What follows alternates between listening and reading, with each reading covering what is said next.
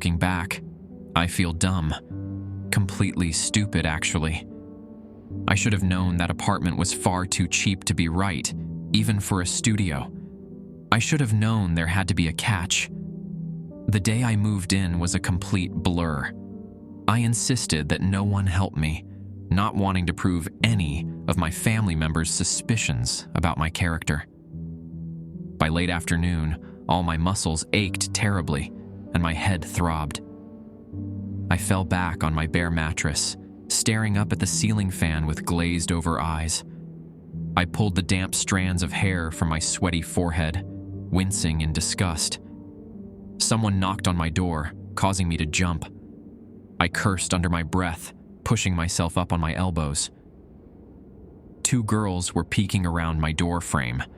Foolishly, I had left it wide open, forgetting the old college rule. Only leave your door open if you want to make new friends. And I was not in the mood to make new friends. One of them, an Asian girl with choppy black hair, was grinning at me. The other stood a little further back, fingering a box of Marlboro Reds. "Hey," she said, nodding at me. Her voice was smooth and raspy at the same time. "Did you just move in?" I laid back down, rubbing my face with both hands, choosing not to bother with manners. "Yeah, about 5 seconds ago." "Cool." The girls walked in, evidently ignoring my very clear body language. The girl with the black hair ran her fingers along the edge of my desk and then picked up a little ceramic duck from my unpacked box of trinkets. "Grandma," I explained, feeling strangely defensive. "Cute," she replied, holding it up to her face. "Has anyone told you yet?" the other girl asked abruptly, looking around my apartment. She had tucked the cigarettes into the back pocket of her jeans and was now tugging at her long red braids. "Jesus, Gianna, give her a second." "Well, she needs to know." "Yeah, but we haven't even asked her name." I blinked at the 2 strangers incredulously. I hadn't even had time to put toilet paper in my bathroom, and here they were, touching my things and talking about me like I wasn't there. I just wanted to take a nap, honestly. "My name's Arden," I said. The girl with the red braids, Gianna, sat down next to me on my bed. "Did they tell you?" "Tell me what?" "Oh, of course they didn't. The rules." I blinked again, my face blank. I didn't know about any rules, besides the typical renting ones. I had signed the lease after, at best, skimming over it. The landlord was a skinny woman who smelled of ashes, and I was fairly certain she had never developed the facial muscles necessary for smiling. I wasn't about to ask her any follow-up questions, especially when the rent was so cheap. The other girl laughed nervously. "Where did you move here from?" I ignored her. "What rules?" Gianna got a strange, wicked sort of smile on her face, bouncing a little on my mattress. The other girl sighed loudly. "Something happens here every night," she began, pulling out my rickety office chair and sitting down. "Something weird." "Like what?" I sat up, frowning at her. Finally, my interest was piqued. "Someone walks down the street," Gianna said, her voice reminding me of a camp counselor telling a scary story around the bonfire. "That one, right down there." She pointed at my window. "It's someone different each night. They scream for help for about an hour. But we aren't supposed to help them." I just stared at her. I felt a small chill run up my spine. I didn't know what to make of all this. "It happens at a different time every night," the other one said softly. "We never know when it's coming." "Why?" She shrugged almost sadly. "We don't know why." I scoffed, leaning my elbows against my knees. "I don't believe you." The girl shrugged. "You don't have to. You'll see for yourself." The look in her eyes made me want to believe her. She seemed sincere. but I couldn't even begin to fathom what they were saying being true. It was too strange, too outlandish. I knew this wouldn't be the nicest neighborhood, but it couldn't be that bad. It had to be a prank. They had to be hazing me or something. "We'll come back later," Gianna said matter-of-factly. "We'll show you." Before I could protest, she grabbed the other girl by the wrist, and they were gone. I followed them to the door, watching them march down the hall, talking to each other in hushed voices. I closed my door behind them. That night, as promised, they came back. They came dragging along two boys. One was somewhat muscular, wearing a tight black t-shirt and baggy jeans, and my eyes were instantly drawn to a silver heart-shaped locket around his neck. He smiled at me and introduced himself as Will when he walked in. The other boy was smaller but chubbier and nervous-looking with a buzz cut and ill-fitting cargo shorts. His name, I was told, was Mateo.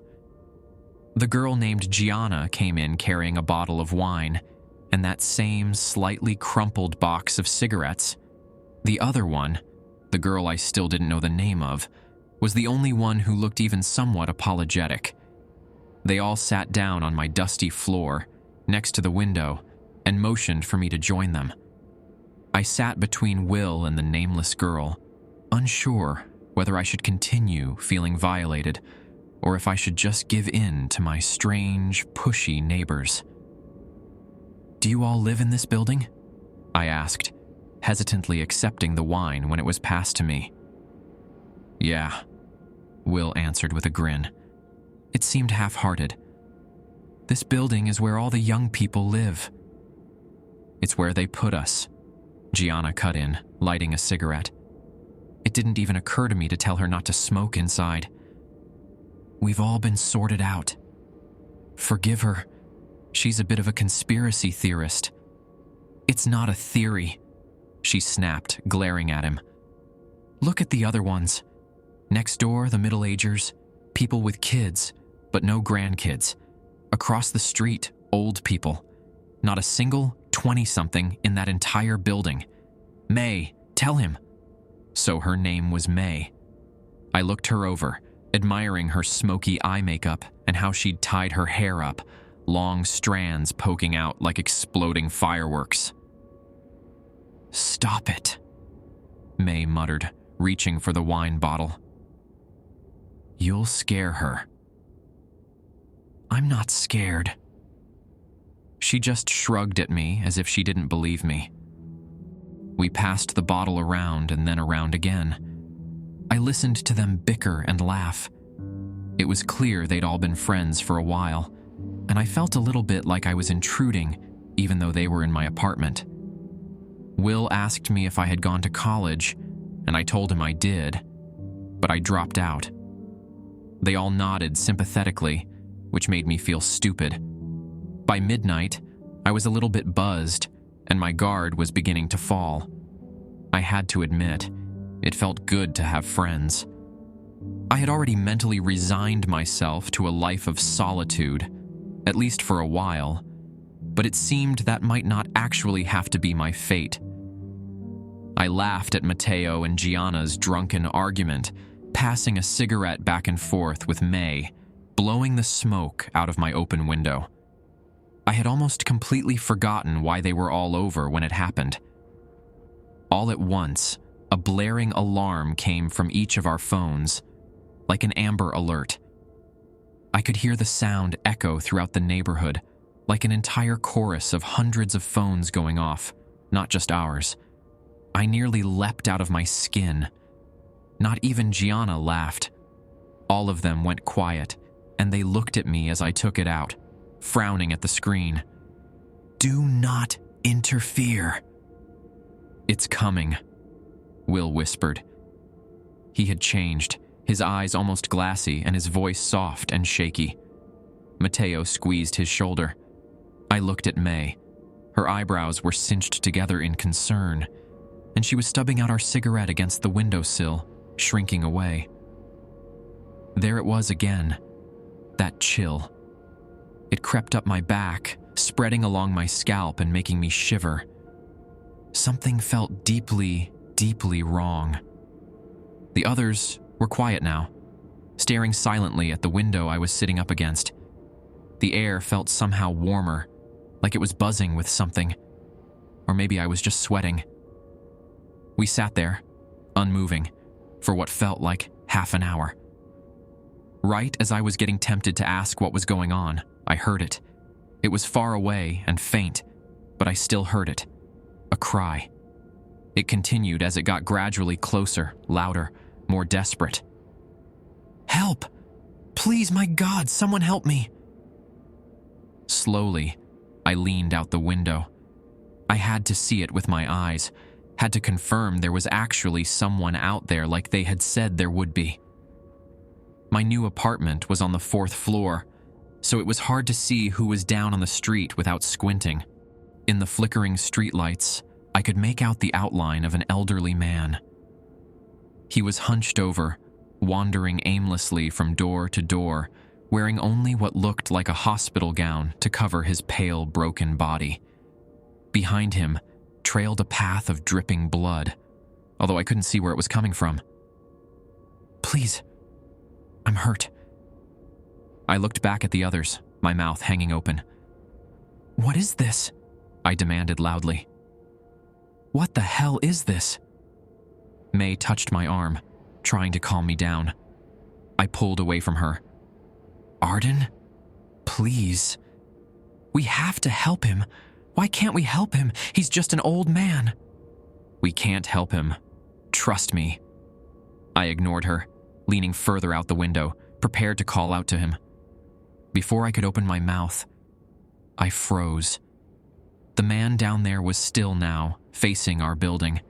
His head was tilted upwards, and I couldn't see his eyes, but I knew he was looking right at me. I immediately felt cold, like I was plummeting into ice water. "Help me," he whimpered into the silent night air, his voice barely audible. Then he began to scream. That scream wasn't human, or at least, not any human I had ever met. It was desperate, agonized. It made my stomach turn and my eyes prick with tears. I couldn't look away. The blood was coming from his arms, or I should say, his lack of arms. Where his arms should have been there were only bloody, mangled stumps. They looked fresh. He didn't move other than a shaky sway, and his eyes didn't leave me. His shriek slowly molded into words that I could just barely understand. "Please, please, please, please," May yanked me backwards, away from the window. I landed on my ass and yelped in pain and horror.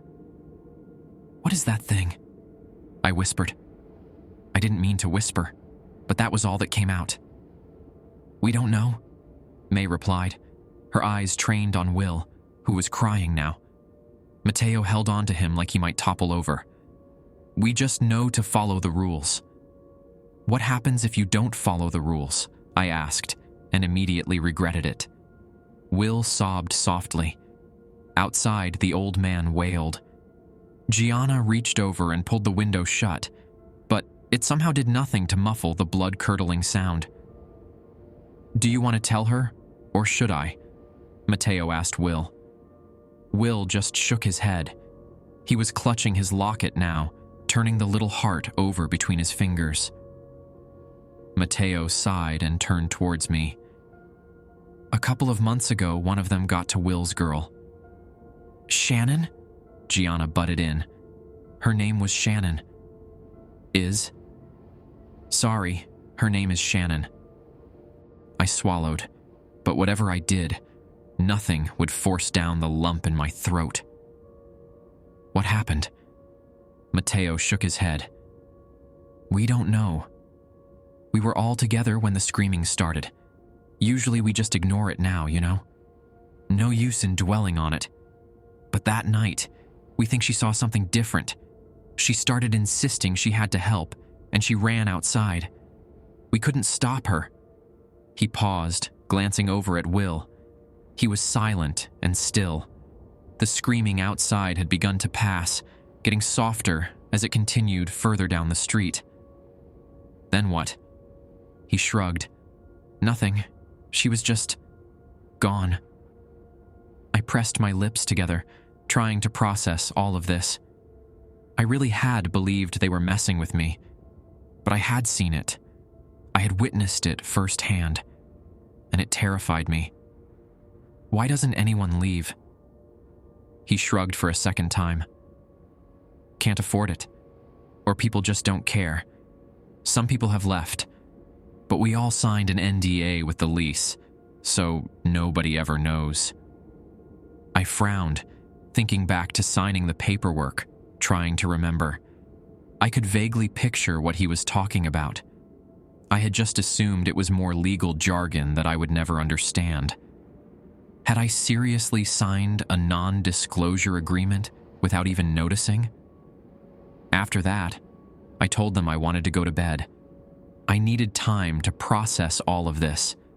They understood, and each one of them said goodbye before leaving me alone. As I lay in the dark, staring at the ceiling, for some strange reason I thought of May's face when we had realized it was happening. How she'd put out the cigarette and backed away from the window. Eventually, I was able to drift off to sleep. The next few weeks were difficult. I spent more and more time with my new neighbors. I came to find that they were right. I didn't think there was a single person older than 30 in our entire building, but I saw them all the time leaving the one next door. Settling in was difficult. The others seemed so used to it. They cared, of course. It scared them. Especially Will. But you could tell they had been here a while by the way they sighed, closing the blinds and focusing harder on whatever they were doing. Eventually, I began to mimic them. It helped a little bit to pretend it was normal, as strange as that sounds. Moving out wasn't really an option for me anyways. I was a college dropout, and I hadn't found a job yet. I was still just getting by on what I had managed to save up. Every night, it was someone different. Some were more human. Some seemed less. Some were drenched in blood, their clothes ripped and strange, but some looked fairly normal. The worst were the children. They would run like injured chickens, screeching and banging on doors, begging for help. Sometimes they would try different things, say different things, like, "They're coming," like, "I don't want to die," or even "I'm sorry." There were a lot of children. One night, while I was half awake, an alarm went off. It wasn't like the one on our phones. It was blaring, only somewhat muffled by my window. My apartment glowed a flashing red from outside. I didn't even look. I was too scared of what I might see. I just covered my head with my pillow and tried to fall back asleep. I came to learn all of the theories, especially from Gianna. She thought we had all been chosen and predetermined to live here, all for some sick little government game. She thought maybe there were people betting on the different buildings, putting down money on who would interfere the least. "See that?" she said to me one day in the hallway, returning from a coffee run. "Cameras everywhere." I didn't know if I believed her. I spent time with May, mostly. We smoked on the front steps and people watched. It was strange to see what at night was such a sinister and gruesome neighborhood during the day. Bright and lively. She didn't talk much about the rules. So I didn't either. We didn't talk all that much in general, I found, just enjoying each other's company. Right when I was beginning to feel comfortable was when it happened. It started with a birthday cake. "Happy birthday!" As May walked through the door, Mateo blew into his plastic party horn. The paper inflated, smacking Will on the side of the head. May's hand flew to her heart. "Jesus Christ! You fuckers know I hate surprises." Gianna laughed and walked over to her. In her hands, she held a chocolate cake, haphazardly adorned with sprinkles and bright pink icing that read, "Happy Birthday, May," in the center. 24. She set down the cake on the dresser and threw her arm around May's neck. "How does it feel?" "Fucking awful. That's the spirit." "Enough of this," Mateo cut in, weaving between them. "Let's eat some cake, then let's go." Their tradition, I had learned, was to bar hop for birthdays. They told me there was no curfew here, despite the rules, just a recommended time to be home, which was 10:30 p.m. Usually, they said, they got home before the alarm or spent the night somewhere else. We all took some cake. The boys took shots in the kitchen to pregame while I watched Gianna fuss over May's hair. I was never much of a partier. While at clubs or bars in college, I spent most of the time out back, chatting with the smokers. But then again, I was never much of a friend group person either, so maybe the circumstances were changing. I watched them all troop outside to Mateo's car. I stuffed myself in the back, incredibly conscious of how close I was pressed into May. My other shoulder rammed into the car door. Mateo's music, cranked up to maximum volume, hurt my ears, and the tiny space was packed with the smell of tobacco and various perfumes as we sped down the freeway toward the city. But it was nice. It was really nice. I found myself laughing with them, and I hooked my arm around May's when she weaseled her hand beneath my elbow. It was actually nice. As predicted, the bars they chose weren't exactly my scene. But this time, as opposed to college, I could stand it. I took shots. I followed them out for smoke breaks. I even danced under the low purple lights until my feet ached inside my chunky heels, surely riddled with blisters. By the time we got to our third bar, I couldn't even feel it anymore. And it was at that third bar that we crammed ourselves into an old photo booth, and Gianna reluctantly offered $5 to the slot, and we laughed, red-faced, into a tiny camera. After the photos spit out into the compartment, the others slid through the red curtains, but before I could follow, May grabbed my wrist. She held me back, sliding her long baby blue nails up my wrist. I shivered. "You never gave me a birthday present," she whispered, and I could feel her breath on my face. If I was wearing my glasses, they would have been fogging up. "Yeah, well, I didn't get to finish my quip before she kissed me. It was nice, and then it wasn't." "Hey," Will called out to me, squeezing through a crowd of men wearing tattered leather jackets to get to me. "Arden, where's everybody else?" I blinked, looking around. I could have sworn they had been right there a second ago, but now none of them were anywhere to be found. I shrugged. "Dunno. Why? What's up?" He finally broke free from the swaying mass, and I got a better look at him. He looked worried. His face was flushed, and I could see a few drops of sweat creeping out from his hairline. He took his phone out of his pocket and held it out to me. First, I saw his home screen. It was him next to a girl with strawberry blonde hair, both clutching beer bottles and grinning widely at the camera. Then I looked where he actually wanted me to. The time, 1:47 a.m. "It's getting late," he narrated. "Can we find the others and get going?" I understood then. He was worried. It was past 1 a.m. and no alarm yet. It was later than usual. The bars would start closing soon. He wanted to get back before it happened.